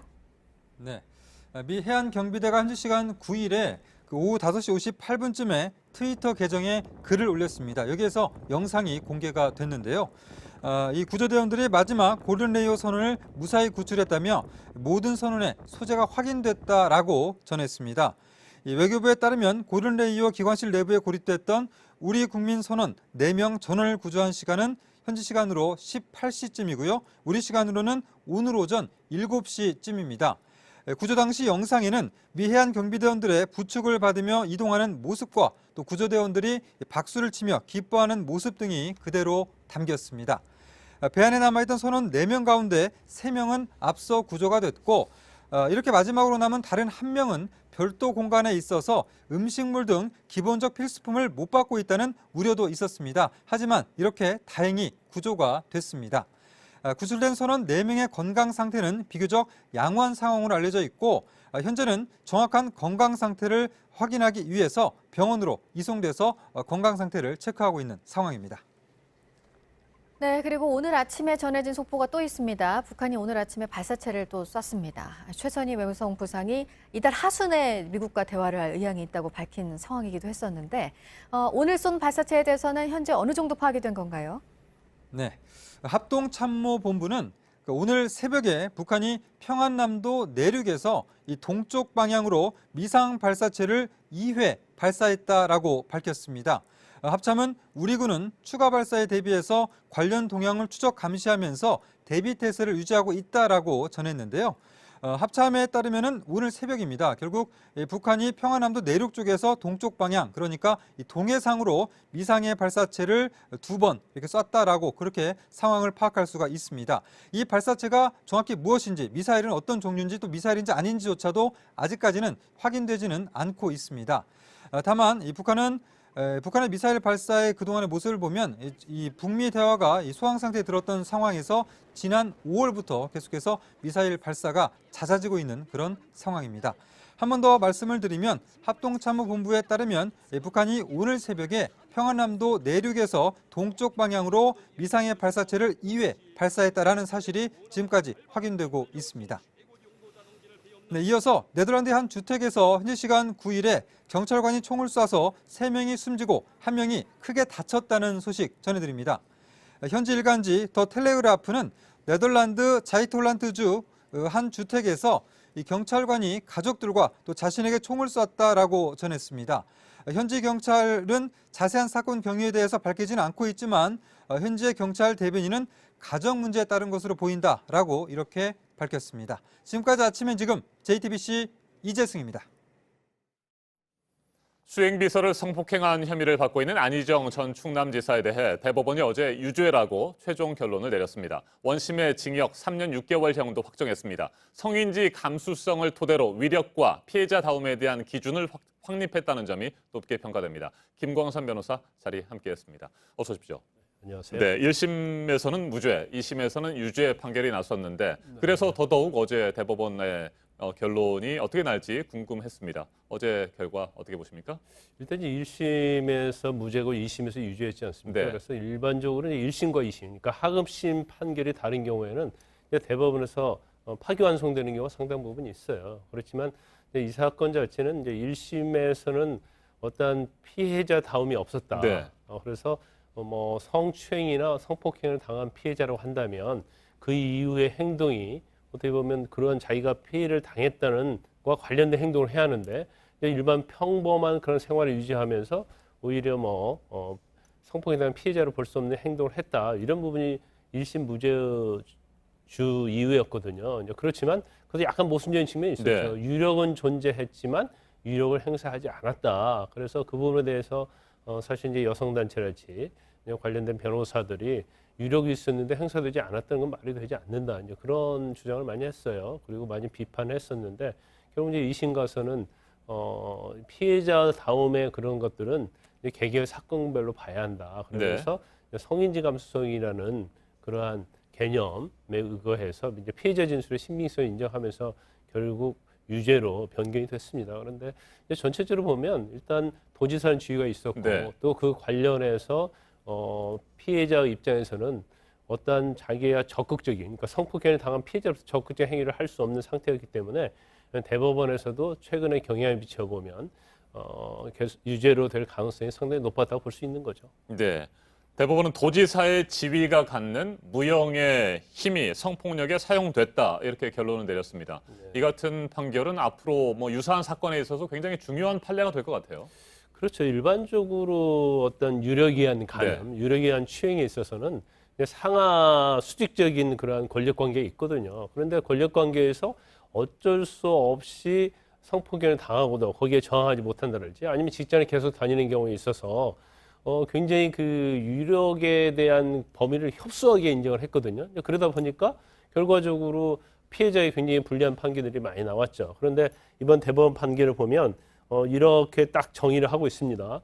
성폭행 사건을 심리할 때는 사건이 발생한 맥락에서 성차별 문제와 양성평등을 실현할 수 있도록 성인지 감수성을 잃어서는 안 된다. 이렇게 아주 간결하면서 명확하게 표현을 하고 있어요. 그래서 이거 자체가 아마 대법원 앞으로 판결 또 앞으로도 이제 하급심 판결에서 유죄와 무죄를 다툰 사건에서 어떤 기준을 제시했다 이렇게 볼 수 있거든요.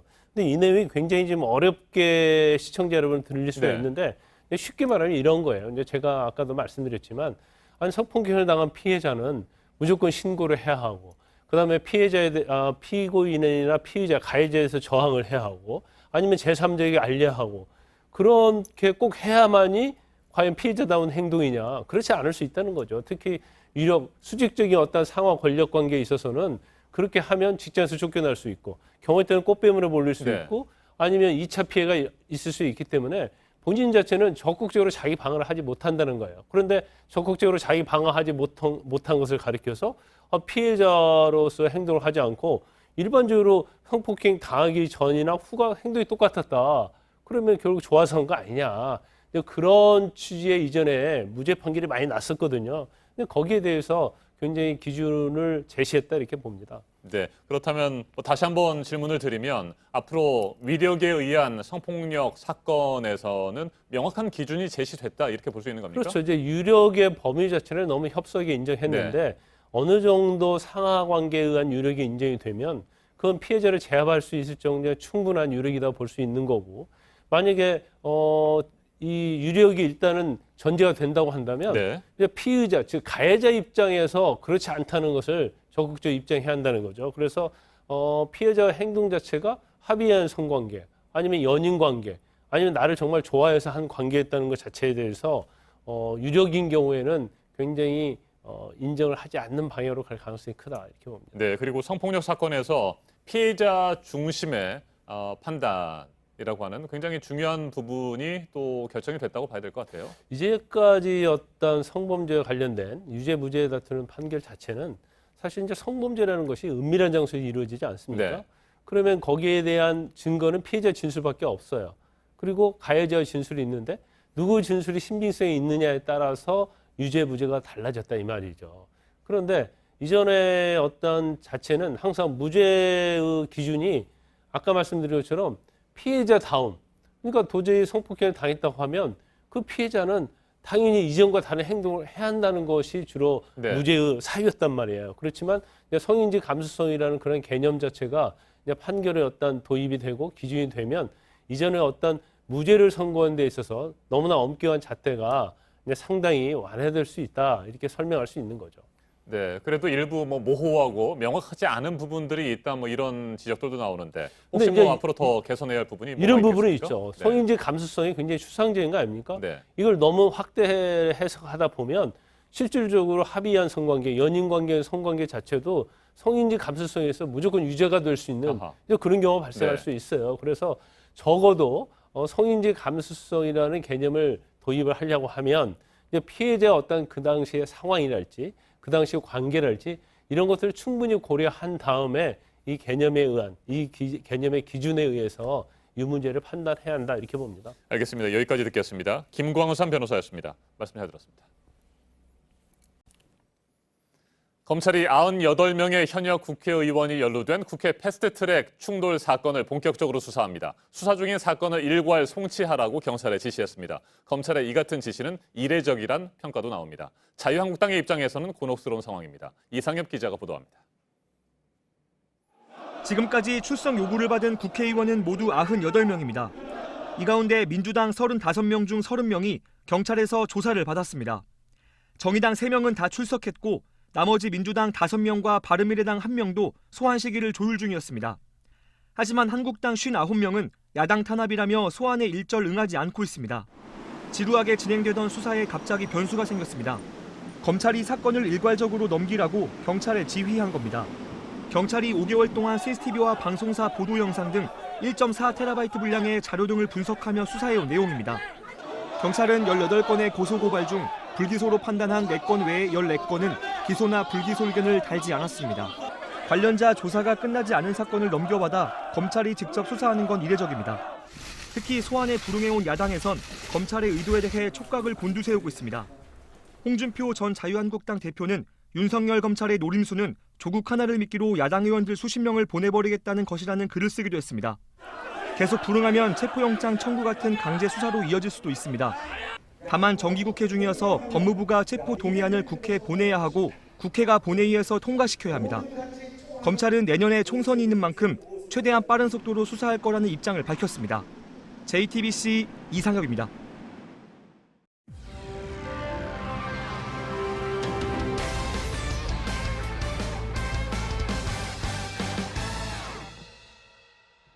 네, 추석 명절 세기 위해서 장 좀 미리 보셨는지 모르겠습니다. 늘 부담이 되죠.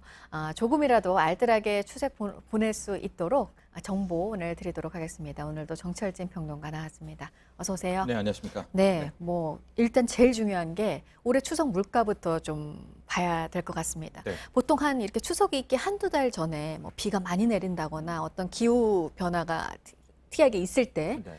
곧바로 나오는 게 이게 추석 물가에 영향을 줄 것이다, 뭐 가격 높아질 것이다 이렇게 얘기를 하잖아요. 네. 올해는 어떻습니까? 지금 물가가? 그렇습니다. 작년 같은 경우에는 정말 기록적 폭염이었잖아요. 네. 그래서 역대 추석 물가 중에서 가장 비쌌던 게 작년이었습니다. 작년 그랬었죠. 예, 그래서 작년 대비 올해는 거의 한 10% 이상 추석 물가가 싸졌다. 이렇게 공식 통계가 집계되고 있고요. 태풍 링링의 피해가 있기는 했지만 상당했습니다. 그럼에도 불구하고 실은 추석 관련 물품들은 유통의 문제로 거의 1, 2주일 전에 다 출하가 돼서 일단은 추석 물가에는 큰 영향을 주지 않을 것으로 보여지고 있는데요. 네. 올 추석 같은 경우에 좀 품목별로 좀 보면 작년 대비 작년에 비쌌던 것은 올해 굉장히 싸진 것을 좀 알 수 있습니다. 그럼 과일 같은 경우에는 작년에 사과, 배 할 것 없이 뭐 가격이 워낙 폭등을 했는데 올해는 배는 좀 비싸기는 하지만은 사과 같은 경우에는 가격이 굉장히 많이 떨어진 것을 알 수가 있고요. 또 작년에 비쌌던 것 중에서 밤, 마늘, 대추, 무, 고추 아예 뭐 주부님들이 사실 구입을 못할 정도였었는데 올해 거의 한 15에서 20% 반값으로 떨어진 이제 그런 물품들이 많이 있어서 작년에 비하면 상대적으로는 좀 추석 물가가 싸졌다라고는 이제 통계는 잡히는데 네, 그러니까 또 막상 근데 주부님들 네, 말씀 맞습니다. 들어보면은 연평균에 비해서는 아직도 비싸다 또 이런 이야기 많이 하십니다. 네, 그러니까 지난해가 워낙 뭐 기록적으로 비싸서 네. 그보다 올해는 좀 떨어졌다고 해도 그래도 여전히 올해도 이 장바구니 들고 네. 가면은 좀 사기가 어렵다 맞습니다. 이런 얘기는 여전히 나오고 있는 상황이어서 네. 그래서 얼마 전에 정부가 그 추석을 대비해서 민생 대책을 내놨어요. 네. 근데 뭐 이거 늘 매해 이제 명절 전에 나오는 대책이기는 한데 네. 좀 저렴하게 장바구니를 채울 수 있게 하겠다. 전통시장에서죠. 예, 그렇습니다. 이제 이때쯤 되면 이제 정부가 물량을 항상 풉니다. 근데 올해는 좀 추석이 빠른 이른 추석 아닙니까? 그래서 예년에 비하면 상대적으로 정부 비축 물량을 굉장히 많이 풀었다. 축산물도 그렇고요, 수산물도 그렇다 이렇게 볼 수가 있을 것 같고요. 실질적으로 이번에 나온 추석 민생 안정 대책, 뭐 해마다 나오는 것과 유사한 점이 많이 있습니다. 가령 전국에 한 2,200곳 정도 특판장에서 정부의 비축 물량이 풀리면서 결과적으로 이제 싼 값에 이제 우리가 장을 볼 수가 있는데요. 올해 특징적인 것은 요즘에 모바일 온라인 쇼핑이 굉장히 트렌드가 되고 있잖아요. 네. 그래서 여기에 발맞춰서 정부 물량도 전통시장 같은 경우에 온라인 쪽 판매 채널을 굉장히 많이 키웠습니다. 그러니까 요즘 이제 주부님들이 막 이렇게 배송, 택배 이런 하는 게 되게 익숙하잖아요. 직접 안 가고요. 거기에 발맞춰서 쇼핑몰을 온라인 쇼핑몰 한 6군데를 전국적으로 풀었기 때문에 아마 여기를 집중적으로 이용하시면 좋을 것 같고 이 지역 특산품 온라인 쇼핑몰 같은 경우에는 거의 50% 할인된 물품도 지금 굉장히 많이 풀려 있거든요. 이것들을 적극 활용해 보시면 좋겠다라는 조언해 드릴 수 있겠습니다. 네. 그리고 중소기업, 소상공인들을 위한 지원도 있습니다. 추석 자금으로 이제 주는 건데 네. 좀 지원이 올해 늘었어요. 그렇습니다. 작년보다 한 10조 이상 늘어서 전체적으로는 96조 원 정도의 이제 정부 지원 자금이 풀리게 되는데요. 이것은 뭐 특별히 돈을 주는 거는 아닙니다. 네. 대충 내용들을 좀 하나씩 보면은 이제 만기가 다가오는 것들이 있잖아요. 그럴 때는 이제 정부 돈으로 일단 만기를 좀 연장해주는 그런 차원에서 정부 지원금이 풀리기도 하고요. 또 보증했을 때 보증 지원 자금이 나오기도 하고 특히 소상공인분들은 카드 결제 대금 같은 경우에는 추석이 지나서 결제가 떨어지면 굉장히 좀 답답하지 않습니까? 네. 그래서 이제 미리 조기에 카드 결제 지금 먼저 선지급하게 되는 이제 그런 용도로 96조 원이 사용되고 있고요. 이 밖에도 근로장려금 같은 거, 자녀장려금도 추석 전에 다 조기 집행하라라고 해서 일단은 좀 상대적으로 풍요로운 추석을 보낼 수 있도록 많은 신경을 쓰고 있습니다. 네. 고속도로 통행료도 이번에 면제가 됩니다. 추석 네. 연휴가 시작되는 목요일부터 목금토예요. 네. 그러니까 15일에 돌아오시는 분은 안 됩니다. 네, 예, 해당 안 된다는 늘 말씀을 거. 드리지만은 마지막 날에는 안 되고요. 그러니까 올해는 9월 12일부터 14일까지가 고속도로 통행료 면제고요. 15일은 내셔야 된다는 것을 기억하셔야 되겠고요. KTX도 올해도 이제 이게 있는데 역귀성 열차들 같은 경우에는 거의 한 30% 이상의 할인을 하면서 KTX 열차를 좀 이용하는 분들에게 편의를 주고 있고 또 하나 관련해서 보면 이제 전국의 공공기관의 이 주차장들은 다 무료 개방을 합니다. 그러니까 전국적으로 이제 어디 고향 가시거나 또 이렇게 국내 관광 가실 분들은 차댈 데가 없을 때 이 공공기관 주차장을 적극 이용하시면 좋을 것 같아요. 이거는 공공 데이터 포털 사이트에 또 자세히 나와 있거든요. 이용하시면 되겠고 전통시장은 또 올해도 이 추석 이 기간 동안에 장보는 기간 동안엔 도로에 2시간 정도 세워놔도 주차 딱지 안 붙습니다. 그러니까 전통시장 많이들 이용해 주시면 좋을 것 같아요. 네. 그리고 조금 다른 얘기인데 추석 때 좀 이것 때문에 피해를 보는 경우가 있어요. 네. 추석 때 참 그 택배 기사분들이 너무 힘드시잖아요. 네. 너무 많아서 막 밤 10시 넘어서도 배달을 해주시고 그러시던데 네. 근데 좀 사고가 있을 때가 있어요. 네. 꼭 받아야 되는데 못 받거나 이런 경우 그렇죠. 어떻게 할 수 있습니까? 그러니까 추석 기간이 이제 끝나고 나면 소비자 민원이 접수가 되잖아요. 네. 가장 많이 나오는 게 1번이 택배, 또 2번이 항공권 가지고 하는 분쟁들, 그다음에 3번이 이제 상품권을 주고받았을 때 그거 어떻게 하냐는 문제고 말씀하신 이제 택배가 가장 많은 이제 분쟁과 민원들이 나오게 되는데요. 네. 물품이 파손됐다, 분실됐다, 워낙 많으니까요. 이제 선물들 주고받을 때 있고, 또 특히 가장 좀 이 택배 관련한 분쟁 중에서 심각한 것이 부패 변질입니다. 이게 이제 떡이라든가 아니면은 이제 축산물, 고기 등을 이제 많이 주고받다 보니까 이 부패 변질이 많이 나오고 있거든요.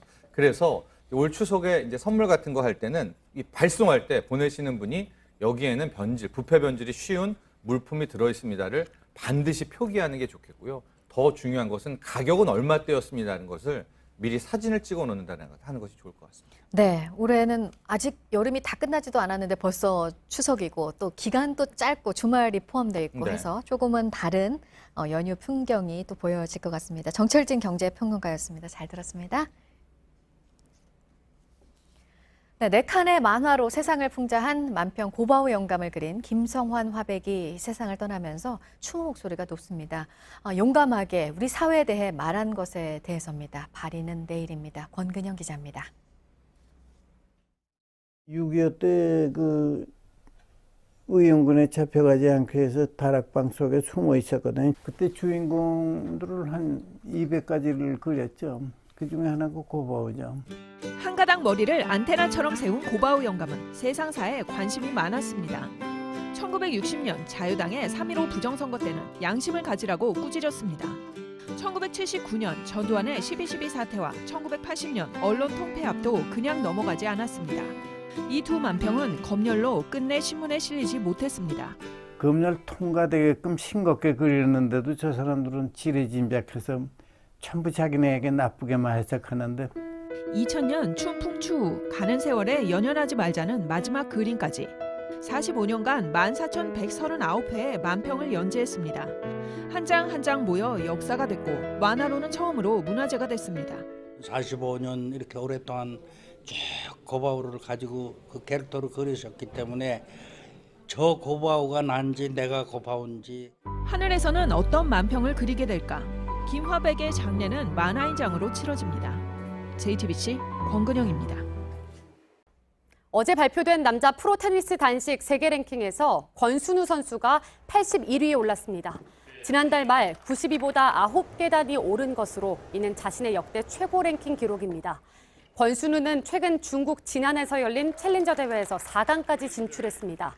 US 오픈에서 3회전까지 진출한 정현은 170위에서 27계단 상승한 143위에 자리했습니다.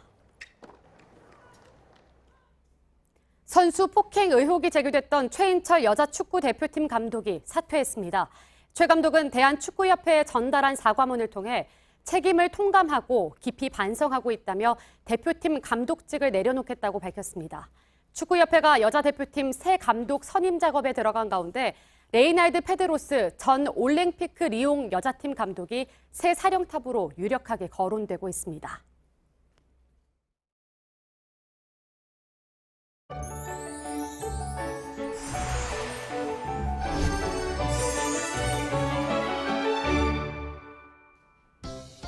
중부지방에 위치한 정체전선의 영향으로 아침 출근길 비가 쏟아지고 있습니다. 현재 서울 등 중북부 지역에 빗줄기가 강하고요. 충청 일부 지역에도 내리는 곳이 있습니다.